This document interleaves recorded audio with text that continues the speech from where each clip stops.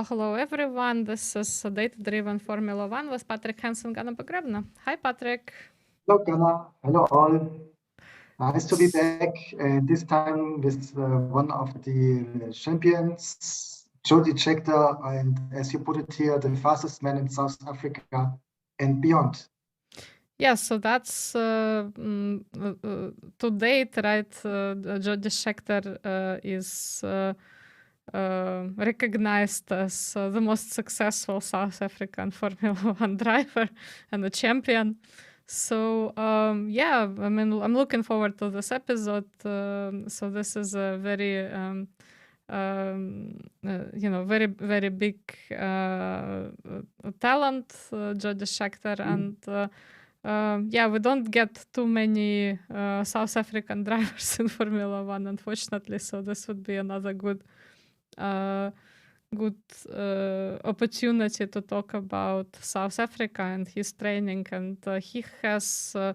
We will get to this, but I mean, with Patrick, we kind of discussed quite a few people, and it's either they were completely unrelated to cars, or they came out of these families where parents owned some sort of workshops and supported the hobbies of their sons or daughters. Right? We also had some female drivers that we discussed before, but essentially, yeah, Jody Scheckter's dad was an owner of a dealership, as far as I remember, a no dealership, right? But we will get to this. Yes. Yeah, so let's just introduce him and have a chat about him. Very successful Formula One driver and very active in 1970s.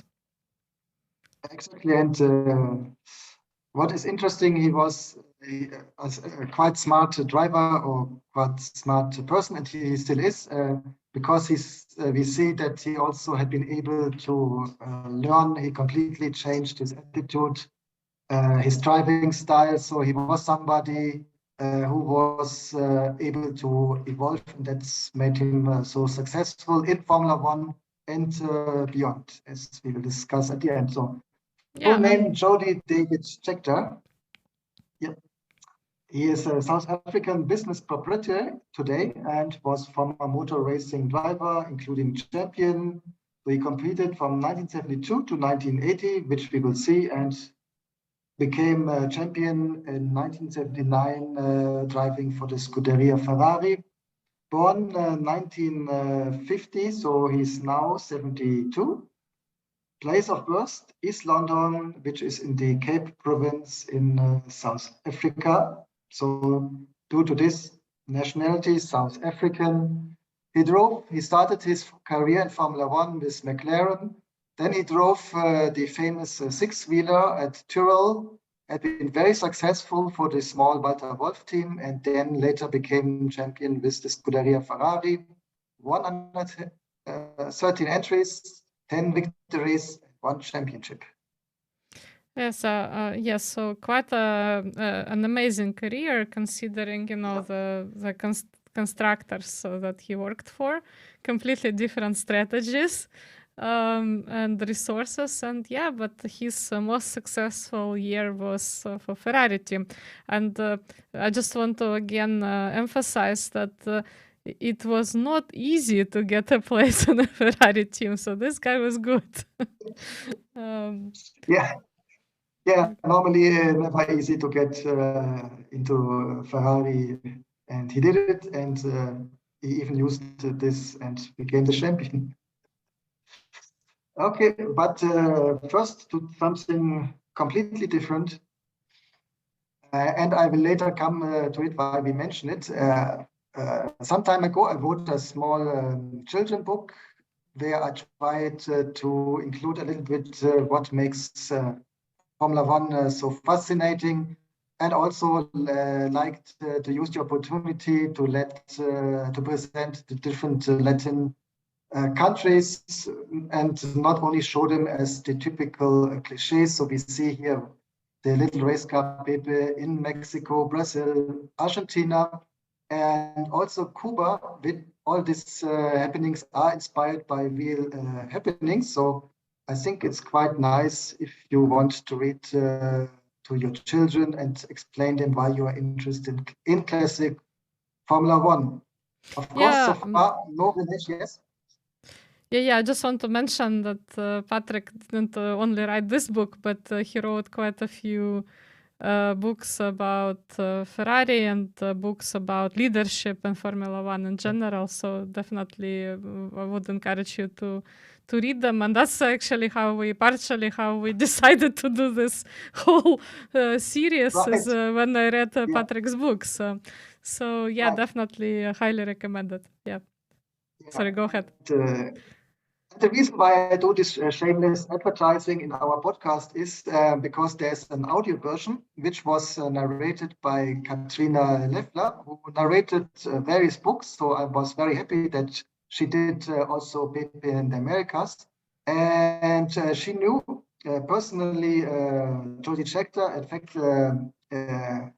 they had a friendship at that time. And so she gave me a little bit background and also confirmed a little bit what we both thought, how he was as a person. So he described him as a very nice person, which not only showed inside the track, but also outside the track, and somebody who had been able to found, let's say, his happiness also outside and beyond motorsports, as we will discuss later.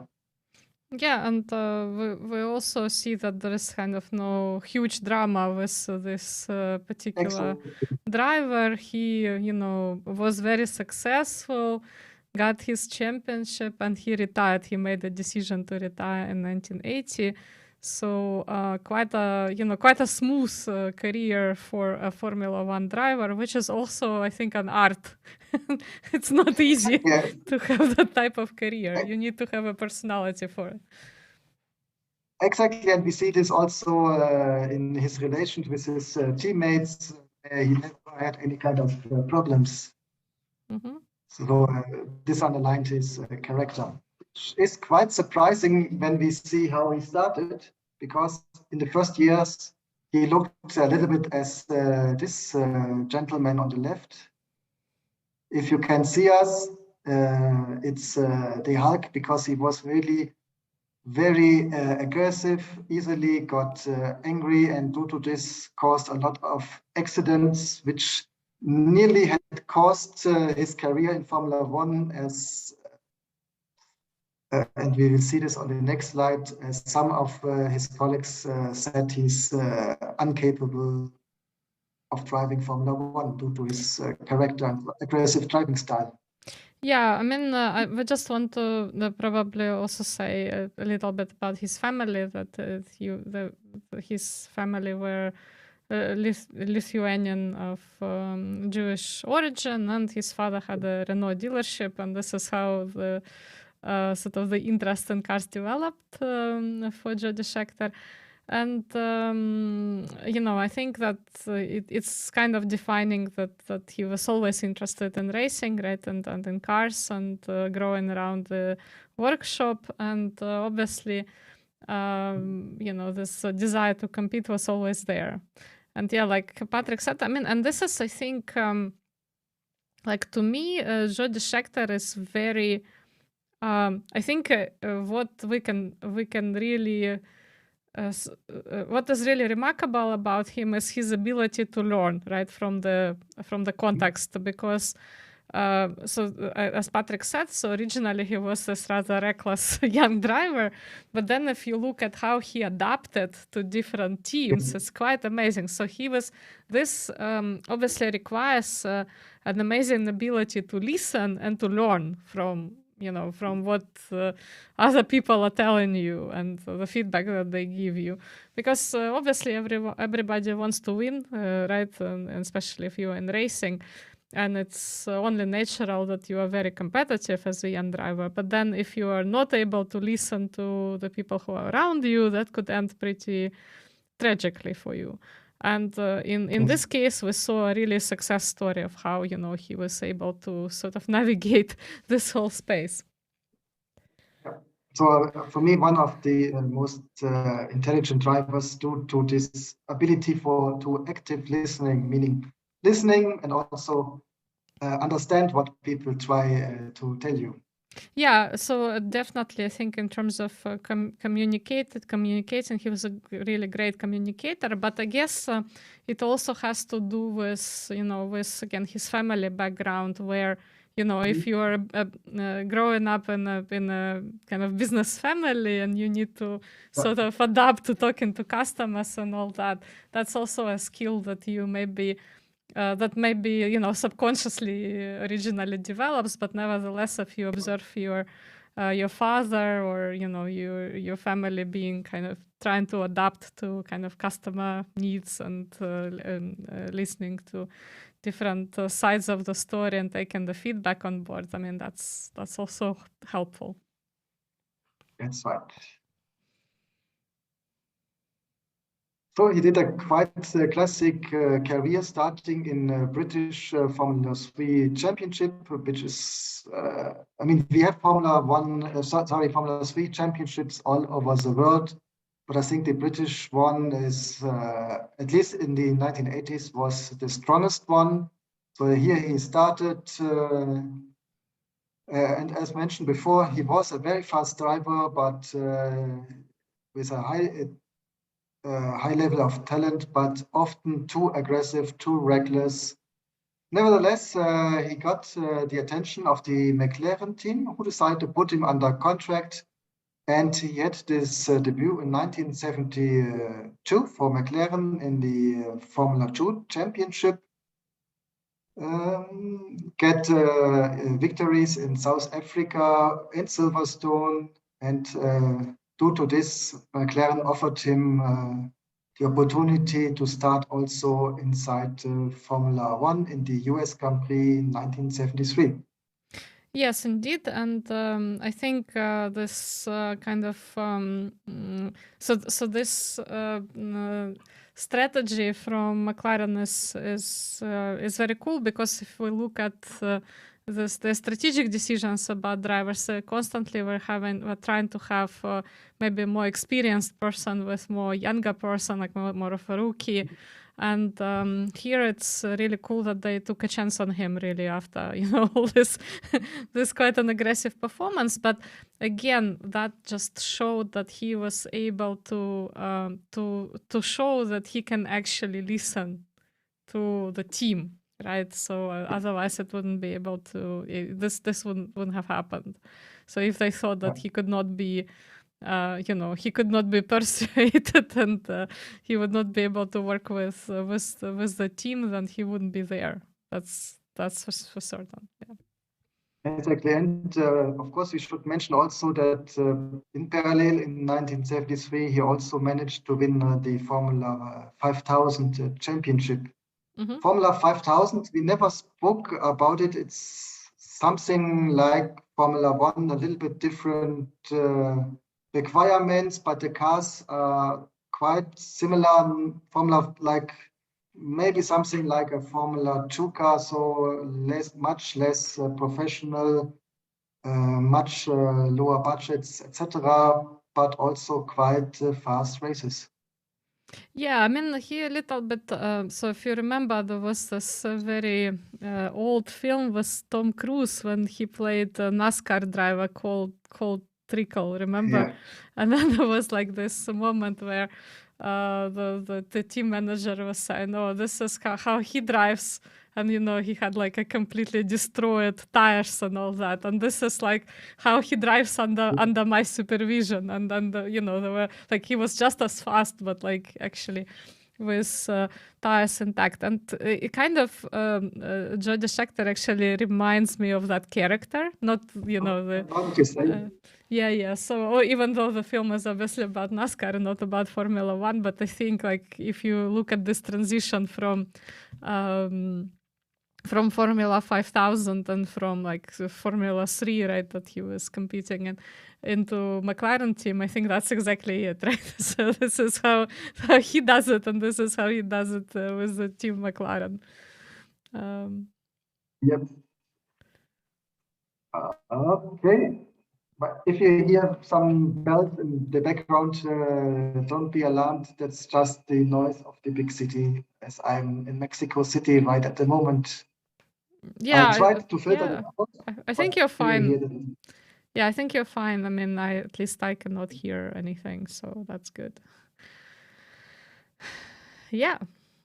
So, so we are in 1972, right? And the first race for Jody Scheckter in Formula One was in the US, in Watkins Glen. Yep. Which is probably a good place to start, especially if you have aggressive style of driving, because it's not so curvy there, and that helps definitely. Yeah, maybe a little bit more relaxed atmosphere, as Formula One in the 1980s was not that big in the US than in Europe or in Latin America at that time. But nevertheless, he managed to harass Emerson Fittipaldi. But this was not well, in the US, not in 1972, but this is kind of in his early days. In Formula One, he actually managed to in 1973, right? There was an incident with Emerson Fittipaldi.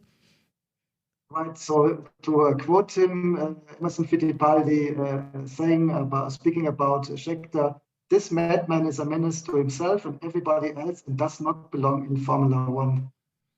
So quite a harsh statement. Would remind me a little bit to the young Max Verstappen. I mean, he also evolved now over the years, but he reminds me to his earlier days, let's say it that way.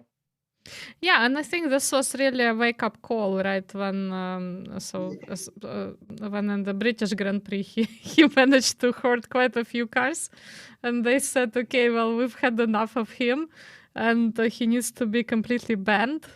And at the threat of being completely banned, well, McLaren said that they will put him on some performance management for basically these 4 races, and I think he understood that, I mean, this is it, right? That if he doesn't learn how to blend in with the rest, then he will be out. It was the Grand Prix Drivers Association who demanded this, and before it came to a decision, McLaren said we will put him out of the cockpit for a time, which reminds me a little bit to ice hockey or hockey as it's here in the US, where you have these 2 minutes, 5 minutes, or I'm not sure how many minutes penalties, so that you have time to think about your behavior. And that's called performance management, right? He was on performance management for 4 weeks. That's what it was, really. Yeah, and slowly this started maybe his change, which later had been, I think you can see it already on this page, which made his final point in 1974, where he saw that his potential teammate Francois Cevert was killed. He still tried to get Cevert out of the cockpit, but it was too late. And I think this was the last point really made him change his driving style. Yeah, that's right. And I think McLaren was quite, again, this was very, very, risky decision to make to retain him despite all these initial incidents. But nevertheless, it was the right decision in the end, because if he would be kind of disqualified at that stage, or would lose his place at that stage, we wouldn't have had this champion. And another cool fact that I think many people know is that he was competing under number 0 for McLaren. And the other person was Damon Hill, these were the only 2 people who had this number, car number. Another fun fact around him, yeah. Yeah. So and in fact, indeed. So I mean, the incident really changed, further changed, I think, his attitude. And then we saw a completely different performance after that, right? And he got a place in Tyrrell. In fact, it was the first time that he got a contract for the whole career. So maybe this was one of the reasons he changed to Tyrrell.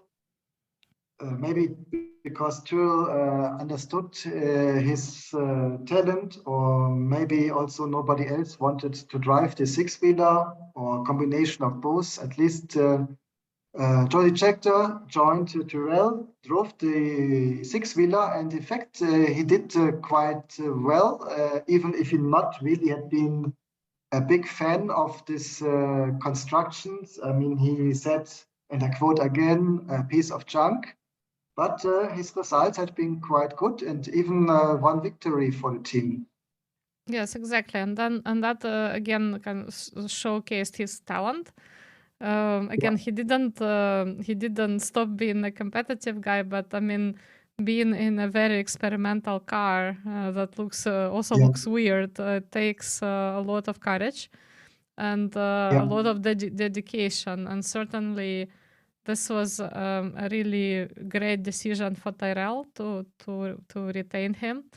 And ultimately a very good career choice for Jody Scheckter, because he actually proved himself as someone who can work in a team and can work with very experimental design and a six-wheeler car, and even score and get a victory.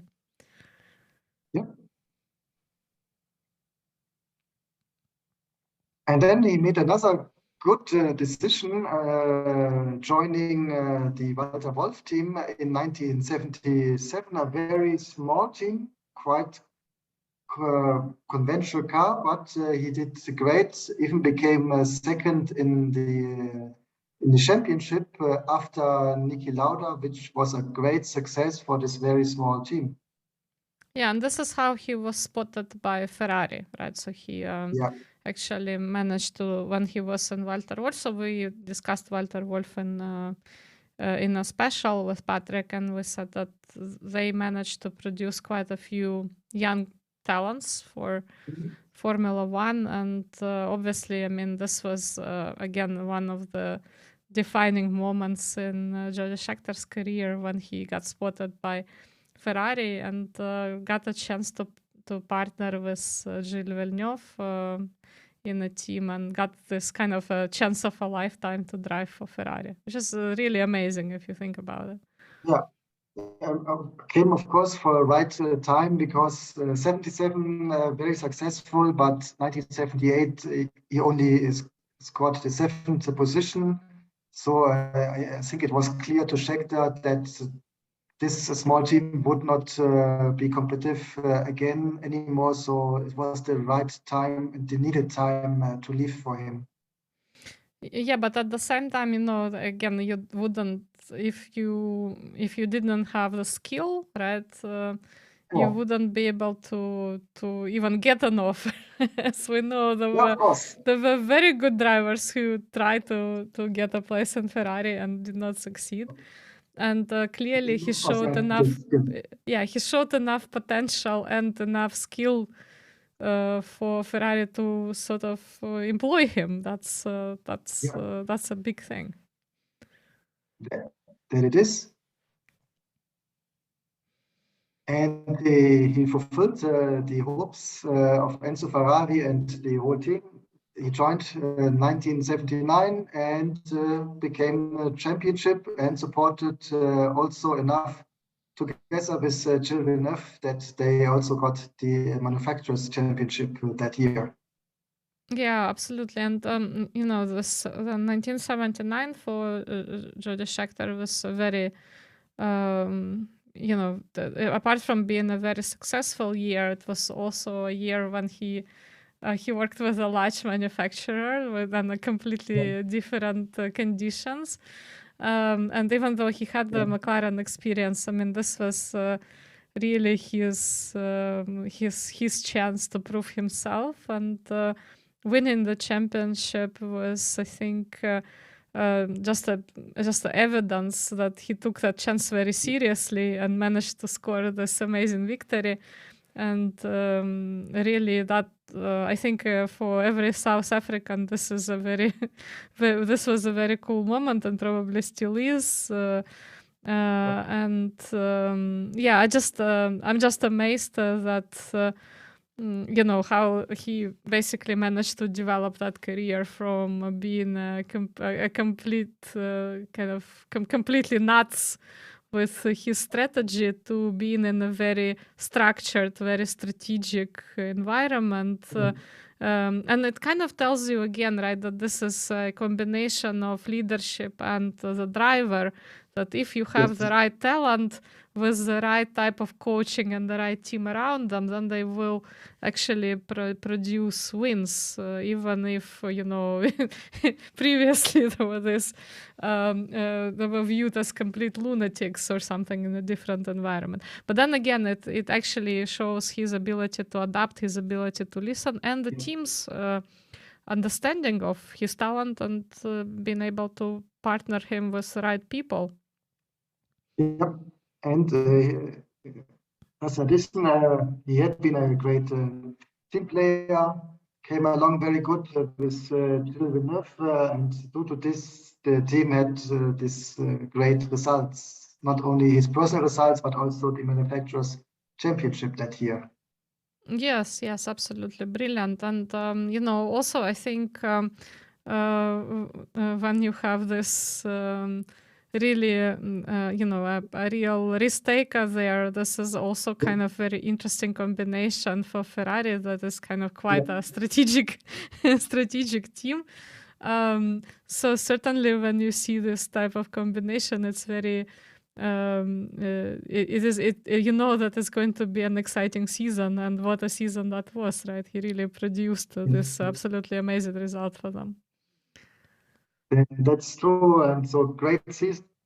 Completely opposite 1980, where the car is, I think the big problem in 1980 was the car which not had been on the level. It was not up to date anymore, not on the state of the art. So very bad year. Even in one race, Scheckter could not qualify for the race. So he said, that's it for me. I will retire. And as we discussed in the episode about 1980, I think a good time, because he didn't have any bigger accident. His health was still on a good professional level, but on the other hand, he had a good career. 1972 to 1980, it was, I think, a perfect time for him to retire from Formula One. Not too early, but also not too late. Yeah, I mean, I think that's it's quite amazing how he made all these decisions. It's also quite remarkable, I think, and it also shows that apart from his skill set, he also had pretty good intuition. Because not only you're making the right choices, but you're also in the right time at the right place. And we often have this discussion about whether success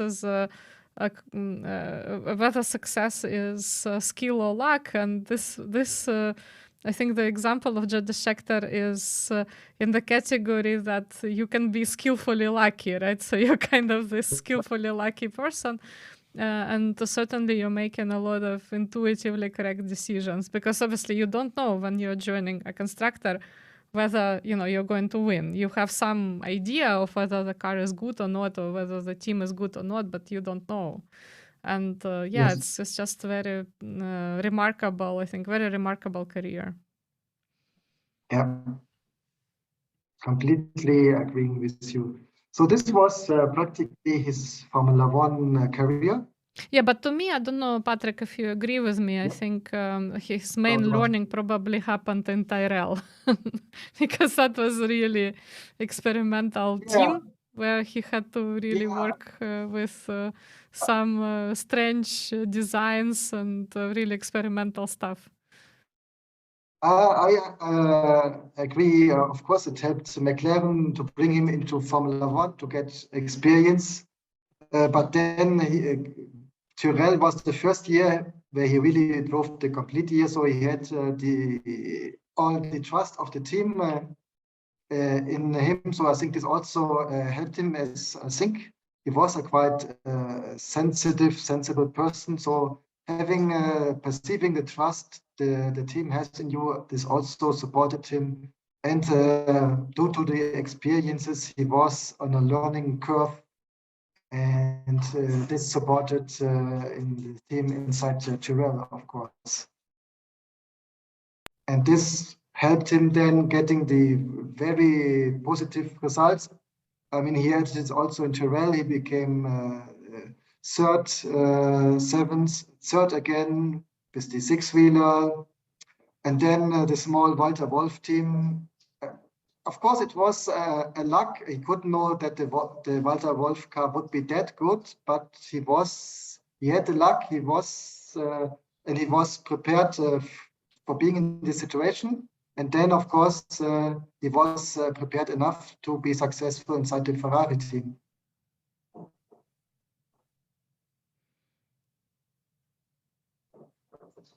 So I agree. Of course, there is luck, but if you're not prepared for this, you will not use the opportunity. Yeah, agreed. Yeah. All right. All right, so let's see what he was doing after When he Formula One. retired. Yep, he retired and did something completely different. So, I mean, he earned enough money and invested it smartly into the Leverstock Park Farm. By the way, if you're interested, you can visit it. I think you can eat there.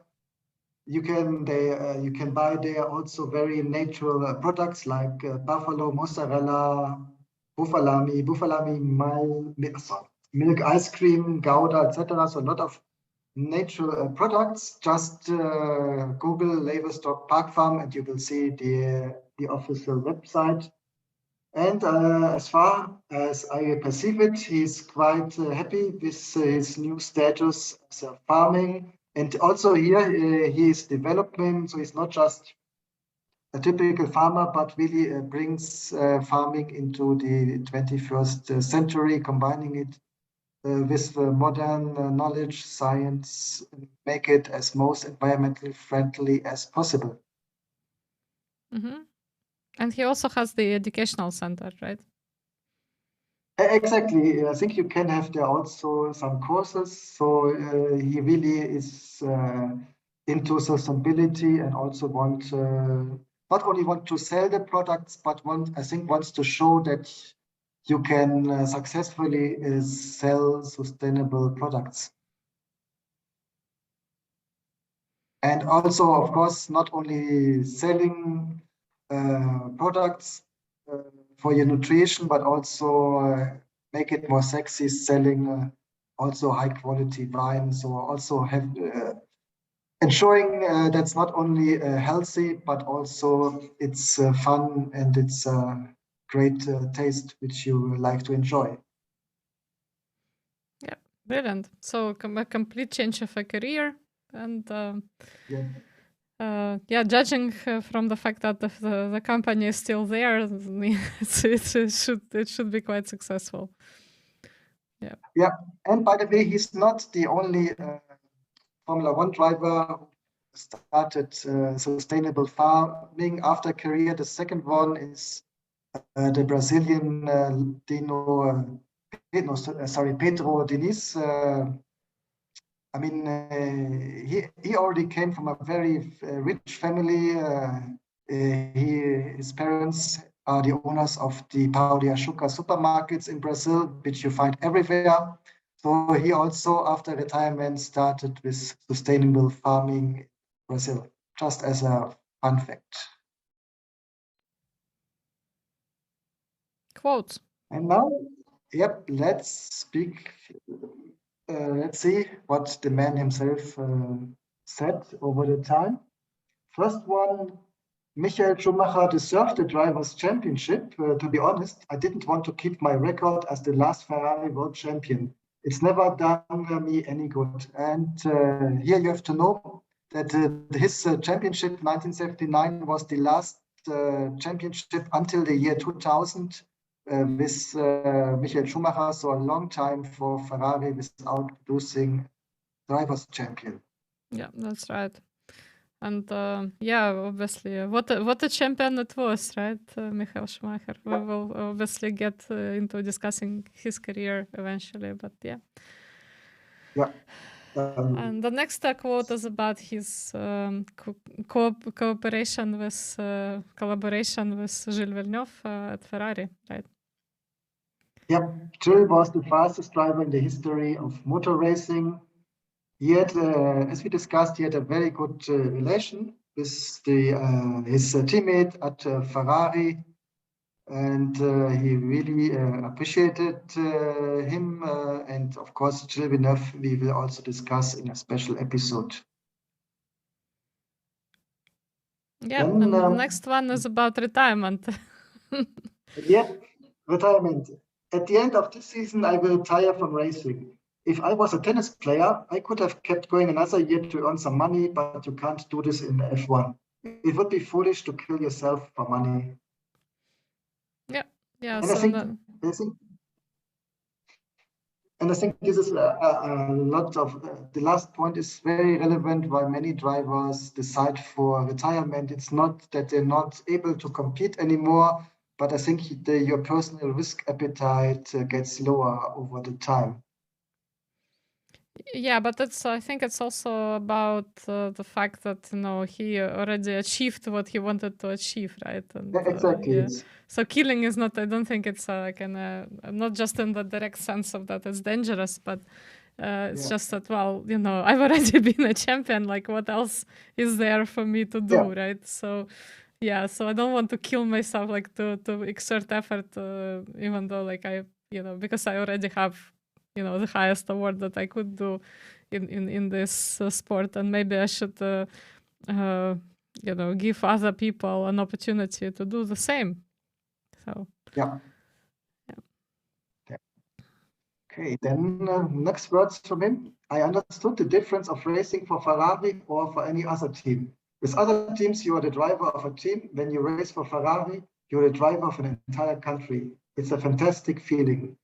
Yeah, and this is it, right? I mean, this is what we talked about, that he understood the differences between strategic plan of different teams. So he was basically saying, okay, well, in Ferrari, you have to behave in this way. Like in other teams, maybe you have to do something else.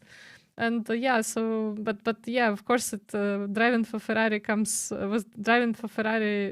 There comes another responsibility because you kind of become a representative of Italian sport, essentially, motorsport, and that's a big responsibility. Yeah. Next one. It was a long wait, which you Italians especially suffered. I only realized it when I returned to Europe. People remembered it, asked me about it, and then I filled myself with pride, even if I didn't take it so seriously. Sooner or later, it had to end, like the comings and goings of beautiful girls who were looking for me, the last Ferrari champion. So this is again about this gap, right, between 1979 and 2000, yeah. And yeah, definitely that was a big thing. Yep. The big gap for the drivers championship because Ferrari had a manufacturers championship in '82 still, but no driver championship. And we will, of course, discuss it on deep when we discuss the 98 season. And the last one. Sometimes on Sunday, I wonder who makes me to go on a track to race like an invisible, not knowing if then I will be back home at night. Yeah, so... And this this is about risk-taking, right? So this is again about risk-taking. Mm-hmm. Yeah, and I think as a younger driver, you have a higher risk appetite because of all the passion, but then over the time you also learn hopefully that there are other things besides Formula One, for example, sustainable farming. So you get the idea that there are other alternatives which I can do instead of being a Formula One driver. And this may also lead that your risk appetite to die or at least risk accidents for your passion is going down with the time. Yeah, and well, here he's saying basically, so he doesn't. I mean, what's the point of going on a track so why am I doing this as some sort of imbecile? Because it's very risky, right? But also, Yeah. I think it's about the fact that, well, you know, there are other things in life that I want to enjoy. You know, and that's another aspect of it. So it's not just directly about risk taking, I think, but also about the fact that there is more to life than racing, and certainly that's a good. Well, that's a good point. I mean, some people spend the entire life there, but for him it was okay. Well, you know, I've achieved that. Now I want something else. Exactly. Some they became, let's say, team managers or commentators, experts, but practically he left and never really come back. Of course, he came back for some special events, driving maybe his classic cars on a track, but he not came back on a regular basis or stayed there as other former Formula One drivers. Mm-hmm. Yeah, and the legacy. Apart from sustainable farming and being the kind of the last champion for many years before Michael Schumacher became kind of changed him at this position. Yeah, we also have a mini racing track in his honor. Exactly. And yeah, so this is actually in Italy, and you know, people drive a remote control model cars there, and it's called the Jody Scheckter Mini Autodrom, and it's a very small place. It's only 13,000 square meters, which is not a big thing, but it's it kind of has a lot of facilities around it, and the idea is that you are using cars with kind of electric motors, and these are remote control cars, and the rules and structure and requirements to race are very similar to Formula One. So it's kind of this robotic equivalent of you know, or you know, driverless car equivalent of Formula One, and it's a very cute mini autodrome, still exists, and it was opened in 1996 and named in the honor of Jody Scheckter. So if you are in Fiorano, definitely check it out. It's fun. You know, very cool place. Yeah, and Fiorano, if you are a Ferrari fan and you are in the Emilia Romagna, naturalmente is a very interesting location for you, because in Fiorano is also the officially big Ferrari racetrack. So you may see some of the Ferrari drivers testing. Not that much anymore, as we know we have all these restrictions. You're not allowed to test your cars or actual cars apart from the official testing dates. So the chance is not as high anymore as maybe in the year 2000, where Michael Schumacher practically spent every weekend testing in Fiorano. But maybe you are lucky and meet some or see some of the Ferrari drivers maybe driving a car from their former season. Yeah, so there you go. So this was the life and career of Jody Scheckter, and yes, which is still going on. So maybe we would have to add a chapter. Who knows? Yeah, maybe he does something else apart from sustainable farming. So let us know. Maybe we missed something important. but certainly, very remarkable driver, a huge talent from South Africa. And like I said, we don't get many drivers from there. So it's great to see a talent like that. And absolutely kind of out of this world career with so many correct decisions made at the right time and the right place. And decisions which culminated in Formula One championship win for Ferrari and for himself. That's true. All right. On that happy note, we say goodbye to you, and thanks a lot for being with us. As usual, please like the videos, and we always welcome comments. And let us know if we've missed something, and if you have some more insight to add to what we've been discussing. And we are on all social media possible in video format. Not all. You're still not on TikTok. Yeah, we're not. Oh, yeah, we're not on TikTok. That's true. That would be because our episodes tend to be rather long. I think it would be very difficult for us to fit TikTok, but we might want to think about it. I don't know. In the video format, you can watch us on YouTube and Spotify. In audio format, you can listen to us on all sorts of platforms. And thanks a lot for being with us, and we'll see you next time. See you next time. Bye-bye. Bye.